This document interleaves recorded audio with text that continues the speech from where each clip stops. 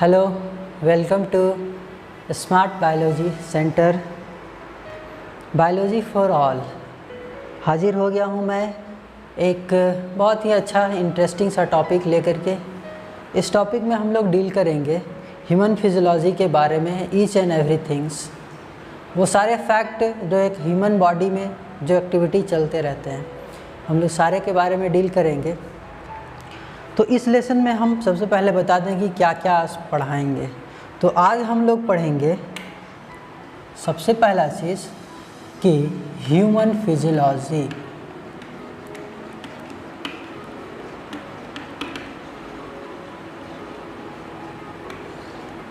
इसमें हम सबसे पहला चीज़ पढ़ेंगे इंट्रोडक्शन,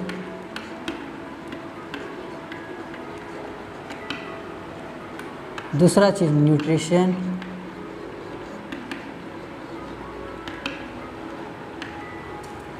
तीसरा चीज़ डाइजेशन सिस्टम,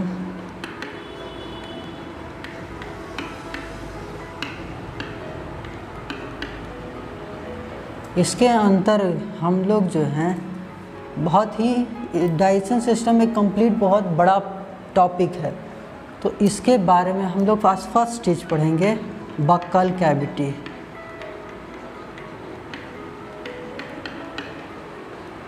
बक्कल कैविटी मतलब माउथ का सारा सिस्टम पढ़ेंगे हम लोग। बक्कल कैविटी में होता है टीथ। बेसिकली हम लोग आज टीथ के बारे में पढ़ेंगे। नेक्स्ट डे टंग और भी सैलिवरी ग्लैंड वगैरह के बारे में पढ़ेंगे। तो आज हम लोग टीथ का स्ट्रक्चर, फंक्शन, टाइप्स,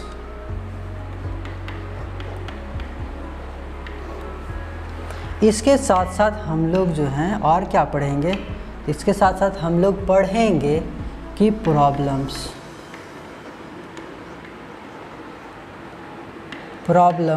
इन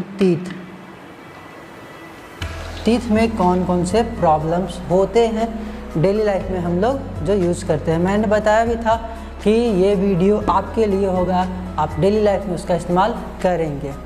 इसके साथ साथ हम लोग कुछ और सारे टॉपिक्स की बात करेंगे प्रॉब्लम्स के अलावा। कुछ टिप्स जो कि हम लोग डेली लाइफ में यूज करके अपना अच्छा से अच्छा टीथ का यूज कर सकते हैं, टीथ को अच्छा बना सकते हैं। क्योंकि टीथ है तभी दुनिया में हर चीज़ है। अगर टीथ नहीं तो पीते रहिए लिक्विड, केवल पानी, जूस। अगर बाकी है टीथ तो खाइए, ठीक है। तो चलिए शुरू करते हैं।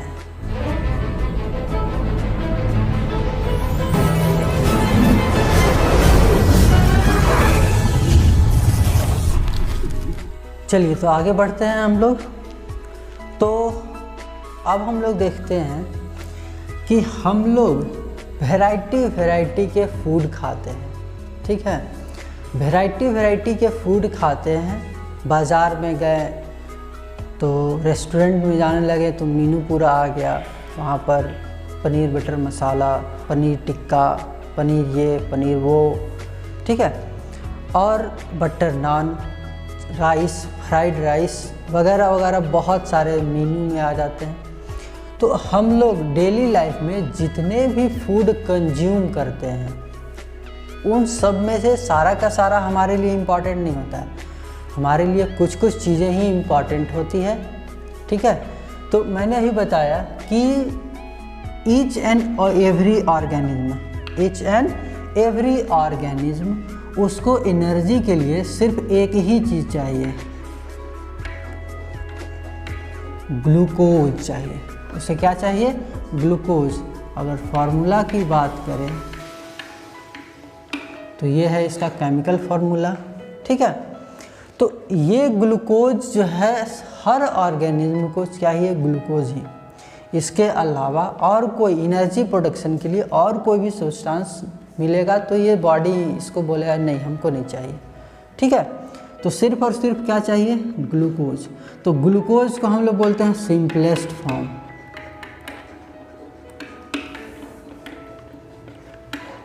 और हम लोग जितने भी फूड कंज्यूम करते हैं तो फूड में क्या होता है, कार्बोहाइड्रेट होता है। तो ये कार्बोहाइड्रेट से ग्लूकोज का जो प्रोडक्शन होगा, क्योंकि हम लोग कार्बोहाइड्रेट जब खाते हैं, हम लोग एक्चुअल में कार्बोहाइड्रेट ही नहीं खाते हैं, इसके साथ साथ बहुत सारा चीज़ खाते हैं। जैसे कार्बोहाइड्रेट में मिलने वाला तो राइस हो गया, बेस्ट सोर्स यही है, ठीक है। पोटैटो है, आलू भी है, वो भी अच्छा सोर्स होता है कार्बोहाइड्रेट का। तो मेनली जो सोर्स हम लोग अपने डाइट में शामिल करते हैं और राइस है। राइस में कार्बोहाइड्रेट बहुत ही ज़्यादा होता है, तो ये हम लोग खाते हैं। तो राइस हम लोग खाएं तो राइस से कार्बोहाइड्रेट अलग हुआ और कार्बोहाइड्रेट टूट करके फिर से ग्लूकोज में कन्वर्ट हो, इसके लिए हमारे बॉडी में जो कार्बोहाइड्रेट से ग्लूकोज का ब्रेकडाउन करने का जो प्रोसेस होता है, इसी को हम लोग कहते हैं डाइजेशन। Digestion process. राइस जो हम लोग खाएं तो डायरेक्ट राइस हमारे लिए कोई काम का नहीं होता है। अब राइस में मौजूद कार्बोहाइड्रेट यही हमारे काम का है, लेकिन बॉडी को कार्बोहाइड्रेट डायरेक्ट फॉर्म में नहीं चाहिए। ये हो गया सिंपलेस्ट फॉर्म और ये हो गया कॉम्प्लेक्स फॉर्म। ये क्या हो गया, कॉम्प्लेक्स फॉर्म।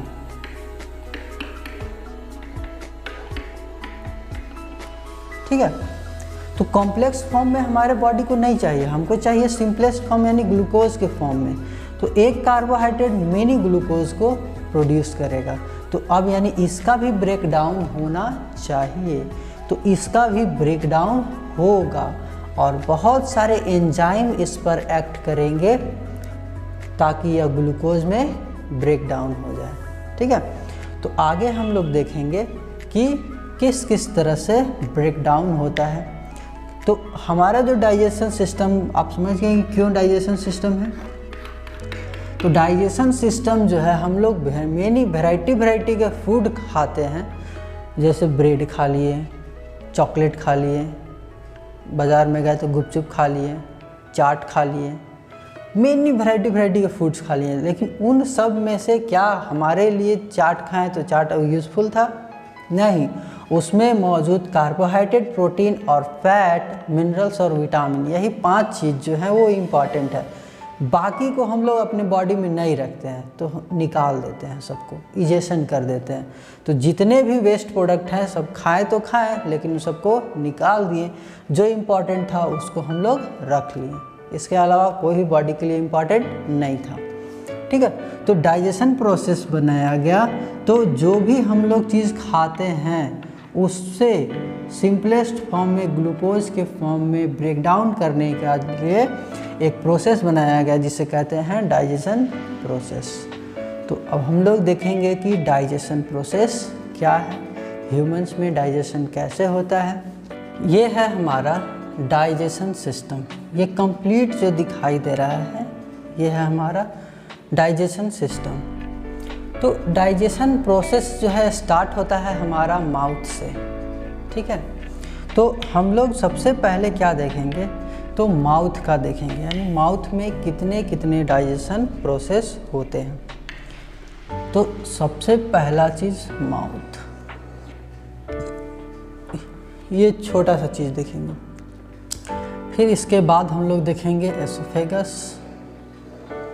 एसोफेगस के बाद ये स्टमक है।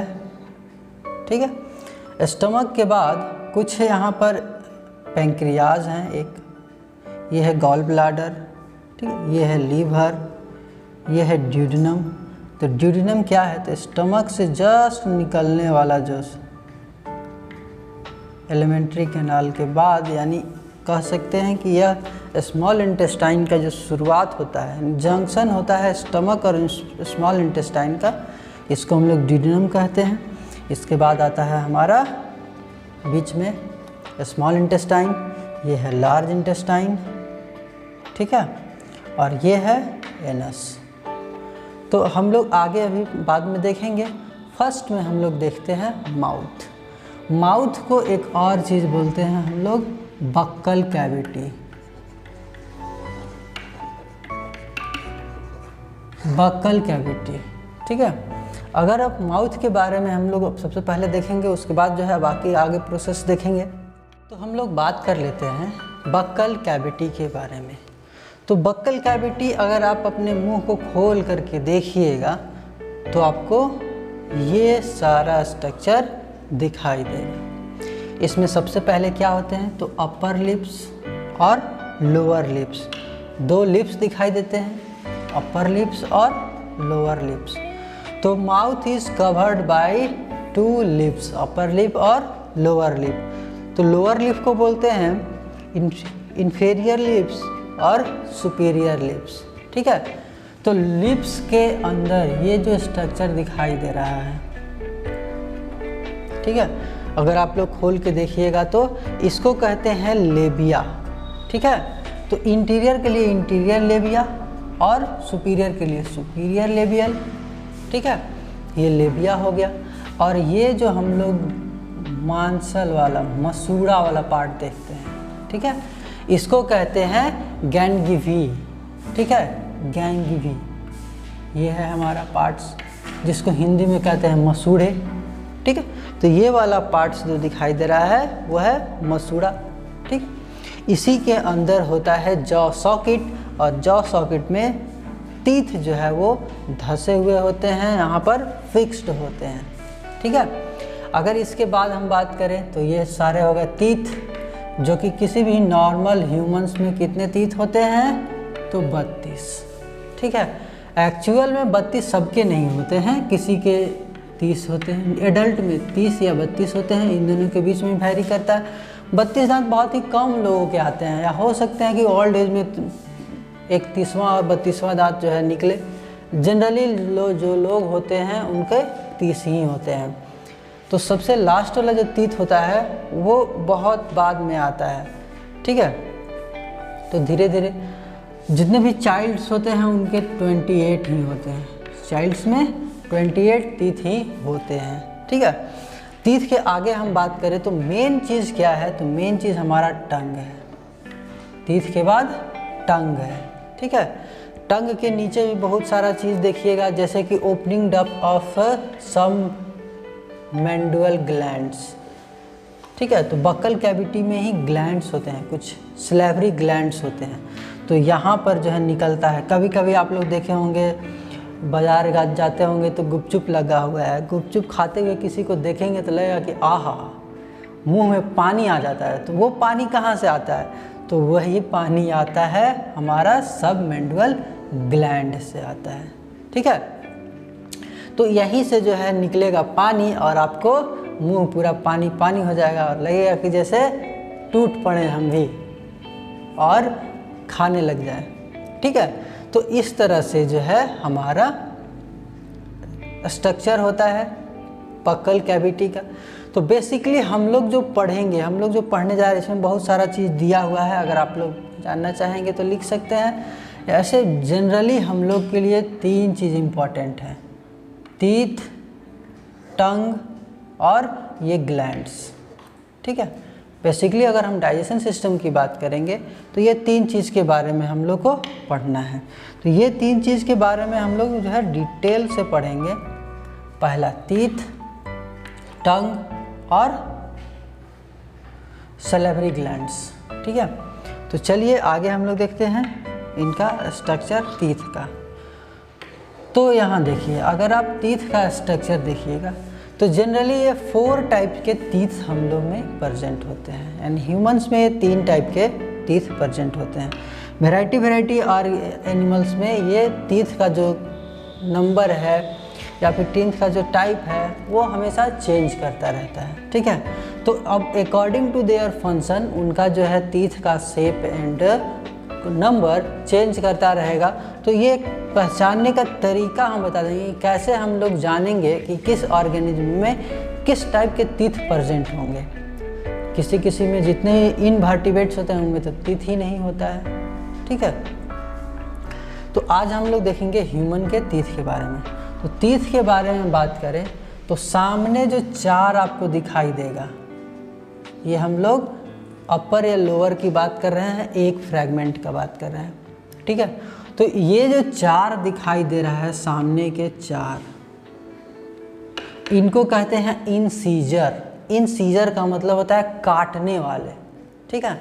जैसे आप एप्पल खाते हैं, फल खाते हैं तो सामने से ऐसे काटेंगे, ठीक है। तो ये हो गया काटने वाले, इंसीजर होते हैं, ठीक है। तो सामने में 4 आपको दिखाई देंगे इंसीजर। अगर आप अपना कीजिए तो 4 नीचे और 4 ऊपर, 4 नीचे और 4 ऊपर क्या है, इंसीजर है।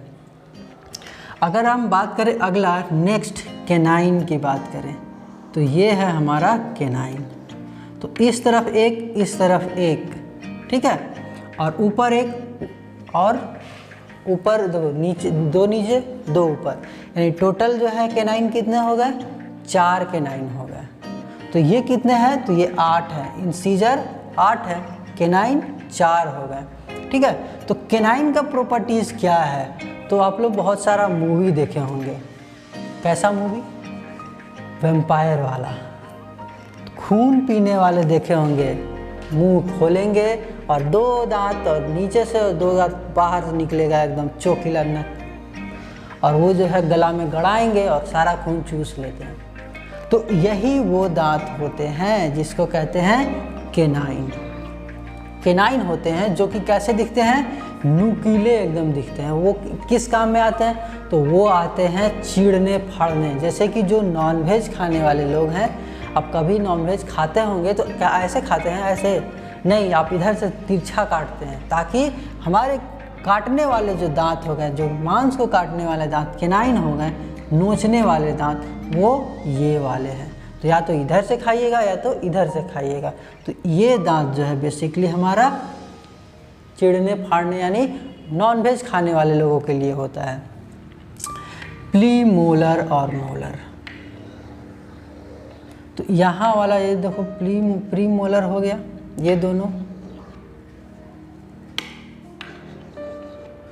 ये दोनों जो हो गया हमारा प्रीमोलर, और ये हो गया मोलर, ठीक है। तो प्रीमोलर मोलर क्या है, तो प्रीमोलर जो है फूड को ब्रेक डाउन करता है, टुकड़ों में बांटता है, और ये क्या करता है, मोलर उसको एकदम पूरा तरह से च्युइंग कर देगा, एकदम भूसा बना देगा, ठीक है, ताकि हमको आराम से स्वेल करने में कोई दिक्कत ना हो। इसलिए जब भी हम लोग खाना खाते हैं तो खूब चबा चबा के खाते हैं। अगर ऐसे चबा चबा के नहीं खाते हैं तो खाते खाते गला में अटक गया, यहीं पे अटक गया, पानी पानी चिल्लाने लगे, पानी नहीं मिला तो लुढ़क गया, ठीक है। इसलिए जब भी खाना खाएं तो फूड को अच्छी तरह से एकदम च्युइंग कर लेना चाहिए। तो च्युइंग करने से यहाँ पर 2 फायदे होते हैं। पहला कि जो सलाइवरी ग्लैंड यहाँ से निकल रहा है, ठीक है, ये सलाइवरी ग्लैंड जो है बहुत ही ज़्यादा लुब्रिकेंट होता है, और लुब्रिकेंट होने की वजह से वह पूरी तरह से फूड में मिक्स हो जाएगा और उसको एकदम चिकना बना देगा, सॉफ्ट बना देगा। तो जब ओसोफेगस में हमारा जाएगा यहाँ से ऐसे, तो वहाँ पे दिक्कत नहीं होगा। पहला कारण ये हो गया। दूसरा कारण क्या है, तो बहुत ज़्यादा अगर हम लोग च्युइंग कर देंगे तो ये फूड पार्टिकल्स होंगे वो बहुत ही कोमल सॉफ्ट हो जाएंगे, एकदम छोटे छोटे पार्टिकल्स में डिवाइड हो जाएंगे, जो कि एसोफेगस में जाने से हमें कोई दिक्कत नहीं होगा। इसलिए जब भी खाना खाएं तो खाने को अच्छी तरह से च्युइंग करें, और च्युइंग करने के बाद उसको निगलें, ठीक है। तो ये है हमारा फंक्शन टीथ का, और ये टाइप्स हो गए टीथ के कि इतने इतने टाइप्स के होते हैं। तो जनरली 4 टाइप के टीथ होते हैं, इंसीजर, कैनाइन, प्रीमोलर, मोलर। सबका फंक्शन देख लिए। इंसीजर काटने वाले, कैनाइन चिड़ने फाड़ने वाले, मोलर ब्रेक डाउन करने के लिए, और प्रीमोलर ब्रेक डाउन करने के लिए, मोलर उसको खूब अच्छी तरह से च्युइंग करने के लिए, बहुत ही ज़्यादा सॉफ्ट बनाने के लिए। तो ये हो गया हमारा टाइप्स ऑफ टीथ। ये हम लोगों ने देखा टाइप्स ऑफ टीथ। तो जनरली 4 टाइप्स के हम लोग पढ़े, इंसीजर, कैनाइन, प्रीमोलर, मोलर। सबका फंक्शन देख लिए, क्या क्या कौन सा काम करता है, ठीक है। आगे हम लोग देखते हैं कि स्ट्रक्चर ऑफ टीथ का स्ट्रक्चर क्या होता है। तो ध्यान से देखिएगा यहाँ पे कि टीथ का स्ट्रक्चर कैसा होता है। ये हो गया स्ट्रक्चर। ठीक है। एक ह्यूमंस का तीथ जैसे ही होता है, ठीक है। पहला तीथ को हम लोग क्लासिफिकेशन करते हैं, पार्ट्स देते हैं। तो पहला हो गया क्राउन एरिया और टूथ रूट एरिया, ठीक है। क्राउन को इसको बोलते हैं हम लोग हेड, ठीक है। इस वाला एरिया को बोलेंगे नेक और लास्ट वाले एरिया को बोलेंगे रूट। तो 3 ग्रुप्स में हम लोग डिवाइड कर दिए, हेड, नेक और रूट, 3 पार्ट्स में डिवाइड कर दिए। तो हेड वाले रीजन में क्या होता है, ये होते हैं हेड वाले इनेमल और डेंटिन, ठीक है। तो इनेमल क्या होता है, तो इनेमल जो है दांत के जो ऊपर से ये जो आपको सरफेस दिखाई दे रहा है, ये पूरे सरफेस को क्या कहते हैं, इनेमल। यानी कि यह जो है किससे मिलकर बना होता है, तो यह जनरली मिलता है कैल्शियम और फास्फोरस।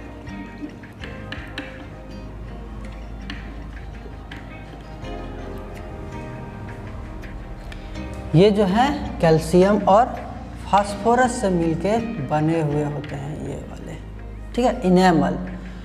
अब डेंटाइन क्या है, तो डेंटाइन जो है ये है हमारा ये वाला रीजन, दूसरे कलर से दिखा देता हूँ, ये वाला रीजन,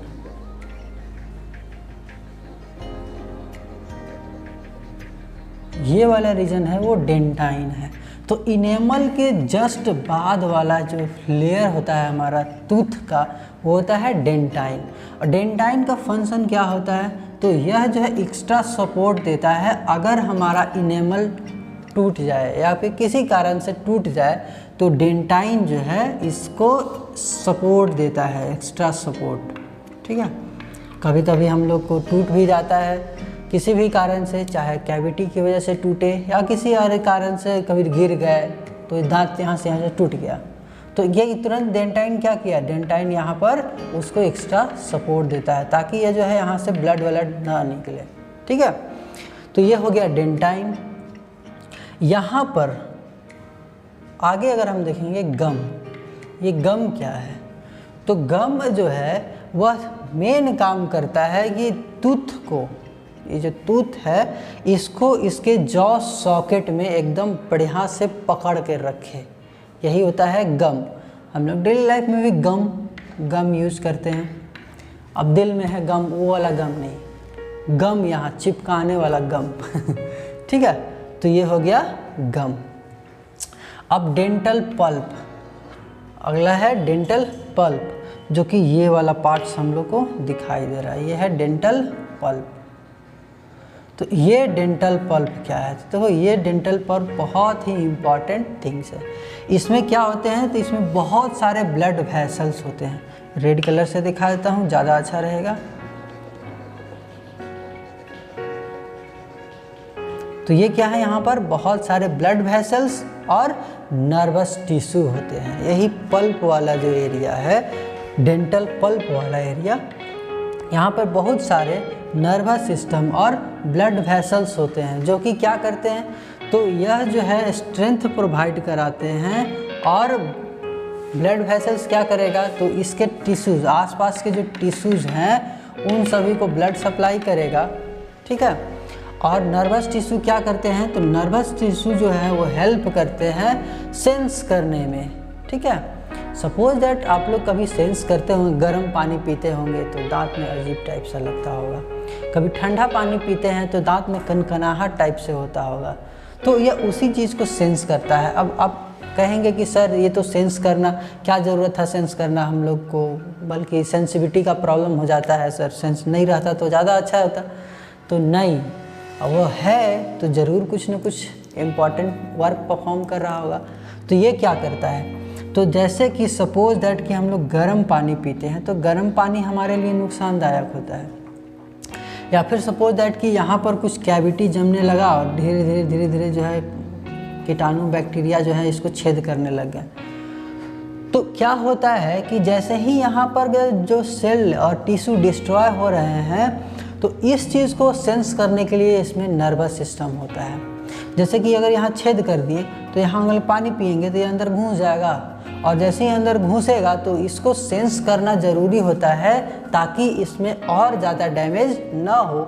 अब जैसे ही सेंसिटिविटी का प्रॉब्लम होता है तो हम लोग तुरंत भागे भागे पहुँचते हैं कहाँ, डॉक्टर के पास, कि डॉक्टर साहब ऐसा हो रहा है। तो डॉक्टर साहब कहते हैं कि अरे खोलो मुँह, खोलो मुँह खोलो, एकदम बड़का सा लेंस मुँह में डालेंगे और देखेंगे अरे ये तो छेद हो गया है। तो क्या करेंगे, तो इसको जो है कुछ केमिकल सब्सटेंस में डाल करके साफ करके, अगर इसमें कीड़ा उड़ा है तो निकालेंगे, निकाल करके यहाँ पर कुछ मटेरियल भर देंगे जो कि धीरे धीरे जो है ठीक हो करके टिश्यू में ही कन्वर्ट हो जाएगा, मतलब टिश्यू यहाँ पर जम जाएगा और यह हमारा टीथ सही सलामत रहेगा। अगर यहाँ पर सेंस ना होता तो पूरा कीड़ा इसको खा करके ख़त्म कर देगा, इतना ख़त्म कर देगा। एक बार खाते खाते हो गया, टूट गया, जा पेट में साथे चल गया खाने के साथे, तो ऐसा हो जाएगा। तो इसीलिए यहाँ पर नर्वस सिस्टम ज़रूरी होता है, हर चीज़ में नर्वस सिस्टम होता है, इसलिए यहाँ भी ज़रूरी होगा। अगला है सीमेंटम। सीमेंटम क्या है, तो सीमेंटम जो है वो बेस होता है, ठीक है। हम लोग सभी जानते हैं कि सीमेंटम होता है। तो सीमेंटम यह इनेमल का ही एक रूप है, लेकिन इनेमल से बहुत ही कम लेयर में होता है, नैरो लेयर होता है, इसलिए इसको कहा जाता है सीमेंटम, ठीक है। तो ये है हमारा स्ट्रक्चर ऑफ टीथ। इतने सारे टाइप्स थे, इनेमल, डेंटल, गम, सीमेंटम, ठीक है, और डेंटाइन पल्प्स, यही होता है। अब किसी आदमी का दांत अगर टूटता है, ठीक है, किसी आदमी का अगर दांत टूटता है तो यहाँ से टूटेगा ऐसे, ठीक है। लेकिन जो चाइल्ड होते हैं, जो बच्चे होते हैं, ऐसे ह्यूमंस में 2 बार दांत आते हैं। एक जो है टेस्टिंग के लिए आता है जिसको मिल्क टीथ कहते हैं, और एक जो है परमानेंट टीथ आता है जिसको परमानेंट टीथ हम लोग कहते हैं। तो बेसिकली हम लोग जो है 2 बार दांत आता है। तो पहला बार जब दांत टूटेगा तो उसमें खून नहीं आता है, ठीक है, वो टेस्टिंग के लिए होता है, आराम से टूट गया, फिर से यह जो है जमना शुरू हो जाता है। तो वो तब टूटता है जब यह ब्लड वेसल से अपने आप को यहीं पर रखता है। शुरुआत में जब दांत आता है तो ब्लड वेसल पूरी ऊपर तक डेवलप नहीं होता है, ये परमानेंट टीथ में होता है। और जब परमानेंट टीथ अगर टूट जाए किसी भी कारण से तो दोबारा यह जो है ग्रो नहीं करता है, वह परमानेंटली टूट गया, वह बिना दांत के रहिएगा। इसका उपाय है कि आप डेंटिस्ट के पास जाइए, वो दांत ठोकवा लीजिए आर्टिफिशियल, आपका हो गया, काम करते रहेगा, ठीक है। तो ये हो गया हमारा स्ट्रक्चर ऑफ टीथ। हम लोग अब देखेंगे कुछ कॉमन प्रॉब्लम्स क्या होते हैं हमारे टीथ में।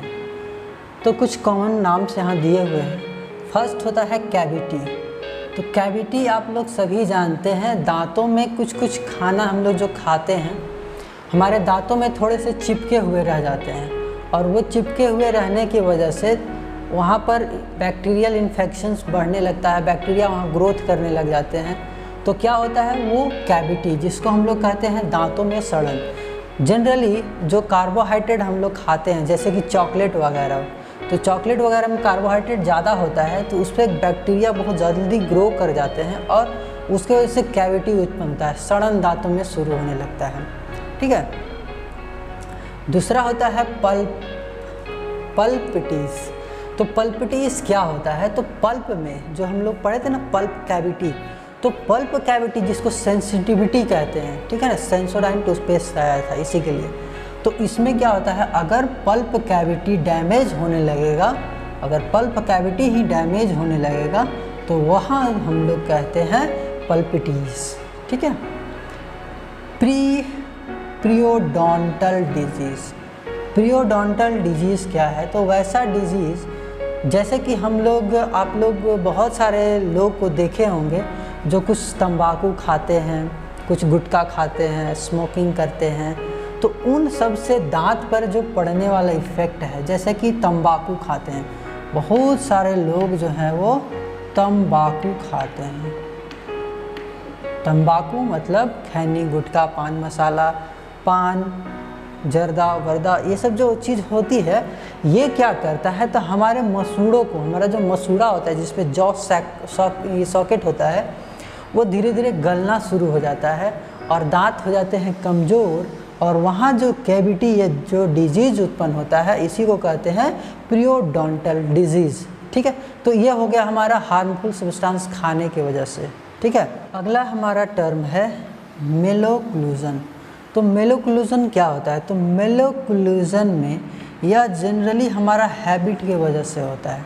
हैबिट दैट मीन्स कि दांतों में पाया जाने वाला ऐसा डिजीज़, जैसे कि हम लोग बहुत लंबे समय तक अपना अंगूठा चूसते रहते हैं तो हमारा टीथ जो होता है वो पुअरली डेवलप हो जाता है। ठीक है, या फिर कुछ ऐसे बच्चे होते हैं जो कि काफ़ी लंबे समय तक दूध पीते रहते हैं तो उनमें यह जो है डिजीज़ पाया जाता है। ठीक है, तो इसका कोई ज़्यादा साइड इफ़ेक्ट नहीं है, इसको हम लोग इग्नोर भी कर सकते हैं, कोई ऐसा दिक्कत की बात नहीं है, लेकिन यह होता है नॉर्मल टीथ से थोड़ा सा पुअरली डेवलप्ड हो जाते हैं, उनको कहते हैं।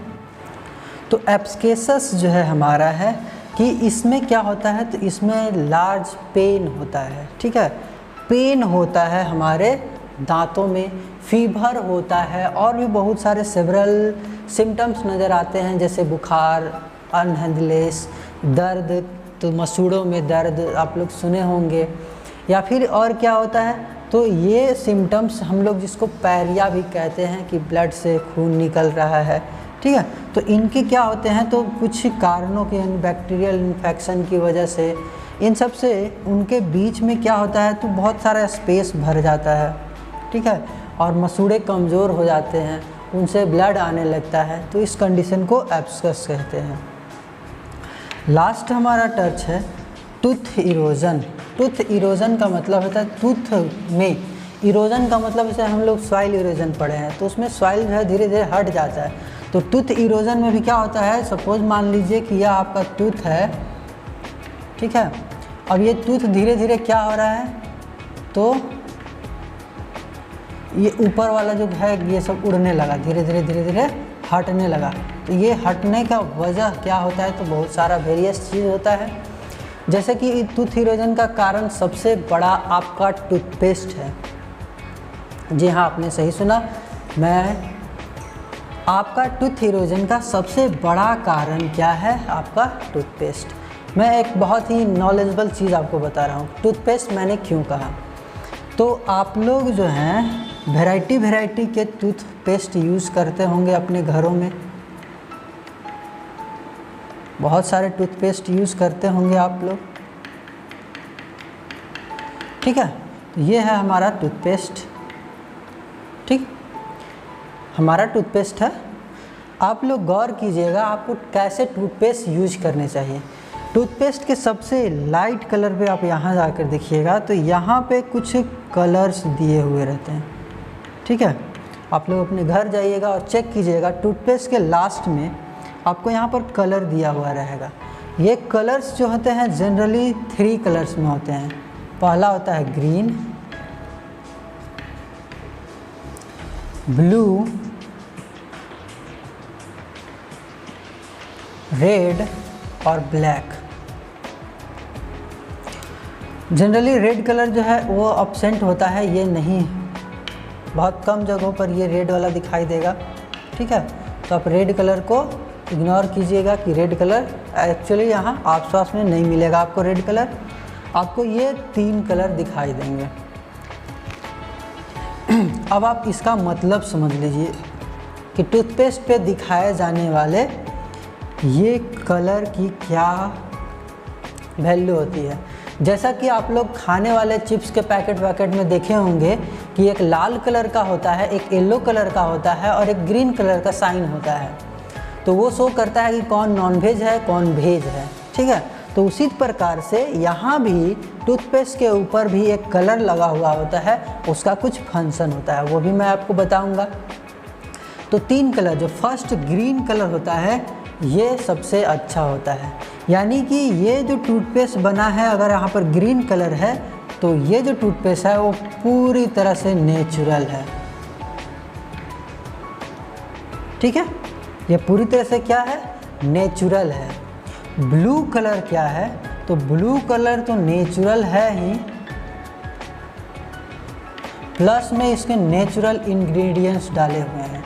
इंग्रेडिएंट्स का मतलब क्या होता है? इंग्रेडिएंट्स का मतलब कि कुछ सेंट वेंट टाइप से डाला हुआ है। जैसे कि आप एडवर्टाइजमेंट में देखते हैं, क्या आपके टूथपेस्ट में नमक है, लौंग है, इलायची है? तो यही सब जो लौंग इलायची हो गया, ये सब नेचुरल इंग्रेडिएंट्स हो गए। मतलब कि टूथपेस्ट के फ्लेवर को बढ़ा देने के लिए नेचुरल इंग्रेडिएंट्स डाला गया है। मतलब कि लौंग, इलायची, नमक, ये सब नेचुरल थिंग्स है, उसको डाला गया है। यानी ब्लू कलर आपके लिए सही है। अगर ग्रीन कलर मिलता है तब भी सही है, ये दोनों टूथपेस्ट आपके लिए सही है। रेड कलर में क्या होता है? तो रेड कलर में नेचुरल तो होगा ही, इसके साथ साथ इसमें केमिकल भी डाला हुआ है। मतलब कि टेस्ट के लिए और भी बहुत सारे केमिकल्स यूज किया गया है। नेचुरल सब्सटेंस यूज किया गया है, इसके साथ साथ केमिकल सब्सटेंस भी यूज किया गया है। तो ये जो है आप इसको प्रेफर नहीं कर सकते हैं। अगर ये दोनों नहीं मिलता है तो आप इसको प्रेफर कर सकते हैं। लेकिन जो थर्ड कलर होता है ब्लैक, ये सबसे ज़्यादा डेंजरस होता है। क्यों? तो यह प्योरली जो है किसका बना होता है? तो ये जो आप रेड कलर और ब्लैक कलर देख रहे हैं, इसमें नेचुरल इंग्रेडिएंट के साथ केमिकल भी होता है। लेकिन ब्लैक कलर यह प्योर केमिकल से होता है, प्योर केमिकली एकदम बना हुआ है। समझ जाइए कि वो ब्लैक कलर का डॉटेड होगा। आप जनरली आप घर में जा कर के देखिएगा, आप अगर सस्ते और 10 रुपये वाला यूज़ कर रहे होंगे तो वो ब्लैक कलर से होगा, क्योंकि वह प्योर केमिकली बनाया हुआ है। तो आप बताइए कि अगर आप केमिकल से ब्रश कीजिएगा तो आपके मसूड़े और आपके दांत कहाँ जाएंगे? 50 पार होते होते तक फिनिश हो जाएंगे। इसीलिए हम सभी लोगों को अपना टूथपेस्ट संभाल के यूज़ करना चाहिए, देख तक के यूज़ करना चाहिए, क्योंकि दांत हैं तभी ज़िंदगी खूबसूरत है। बिना दांतों के ज़िंदगी खूबसूरत नहीं लगेगी। और आप प्रचार भी देखते हैं फटफटिया हंसी, तो आप संभल करके अपने दांतों का ख्याल रखिए। तो मिलते हैं हम लोग नेक्स्ट वीडियो में, तब तक के लिए जय हिंद।